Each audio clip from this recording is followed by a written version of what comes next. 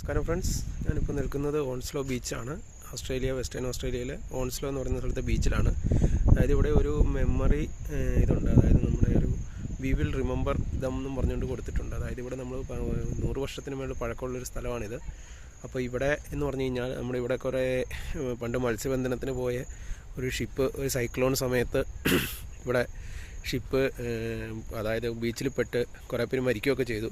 അപ്പോൾ അവരുടെ സ്മരണാർത്ഥം ഇവിടെ എഴുതിയിട്ടുണ്ട്, in commemoration of 50 years of the first British atomic test on the Montebello islands 3rd October 1952 എന്നും പറഞ്ഞ് കൊടുത്തിട്ടുണ്ട്. അതായത് വായിച്ചു നോക്കിക്കോളൂ. അതായത് ഇവിടെ 50 വർഷമായിട്ടൊരു ഫസ്റ്റ് ബ്രിട്ടീഷ് ആറ്റോമിക് ടെസ്റ്റ് നടത്തിയതിൻ്റെ 50ാം വാർഷികത്തിൻ്റെ ഒരു സ്മരണാർത്ഥം വച്ചിരിക്കുന്നതാണിത്.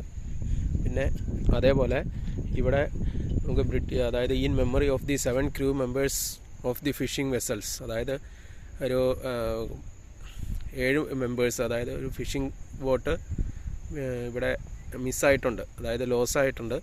അപ്പോൾ അതിൻ്റെ സ്മരണാർത്ഥം ലേഡി പമേല ആൻഡ് ഹാർമണി എന്നും പറഞ്ഞ് കൊടുത്തിട്ടുണ്ട്. കണ്ടോ, അതായത് 7 പേര് 25 February 1995. അതുപോലെ ഇവിടെ 41 years ഹാർമോണി. ഇത് കണ്ടോ, ഇതൊക്കെ എന്ന് പറഞ്ഞു കഴിഞ്ഞാൽ ഇവിടെ ഫിഷിങ്ങിൽ മരിച്ചുപോയ ആൾക്കാരാണ്. Johnny Gallo age 25 years, 41 year, 23 year എന്നൊക്കെ പറഞ്ഞ് കൊടുത്തിട്ടുണ്ട്. അങ്ങനെ പലരും മരിച്ചിട്ടുണ്ട്. ദേ ഇവിടെ 28 വയസ്സിൽ ഗാവിൻ വെയിൻ എലോട്ട്, ഇവരുടെ പേരാണ് കൊടുത്തിരിക്കുന്നത്. നിങ്ങൾക്ക് വായിച്ചു നോക്കി അറിയാൻ പറ്റും. ഒരു ആങ്കർ വെച്ചിട്ടുണ്ട്. അന്ന് ഫിഷിങ് ആ ബോട്ടിൽ ഉപയോഗിച്ചിരുന്ന ആങ്കറാണിത്.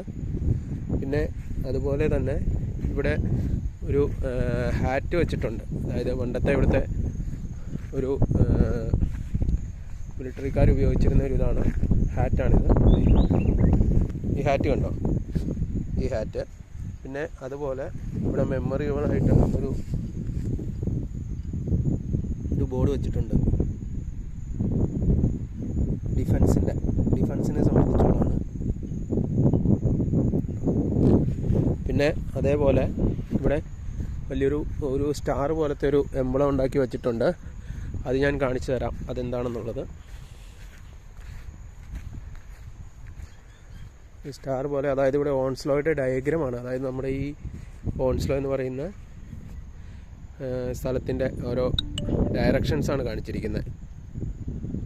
കണ്ടോ, ഇതിൻ്റെ ഓരോ ഡയറക്ഷൻസാണ്. അതായത് ഒരു വലിയ സ്റ്റാർ ആയിട്ടുള്ളതാണ്. ഇതാണ് ഓൺസ്ലോ ബീച്ച്. അതായത് ഈ ബീച്ചിൻ്റെ പ്രത്യേകത എന്ന് പറഞ്ഞാൽ ഇവിടെ തിരയില്ലാത്ത ബീച്ചാണിത്. തിരയില്ല, ഒരിക്കലും തിരയുണ്ടാവില്ല. പക്ഷേ അപ്പുറത്തെ സൈഡിൽ ചെറിയ തിരയുള്ള ബീച്ച് വേറെയുണ്ട്. അതിൻ്റെ തന്നെ വരുന്നതാണ് സൺസെറ്റ് ബീച്ചും കാര്യങ്ങളൊക്കെ കേട്ടോ.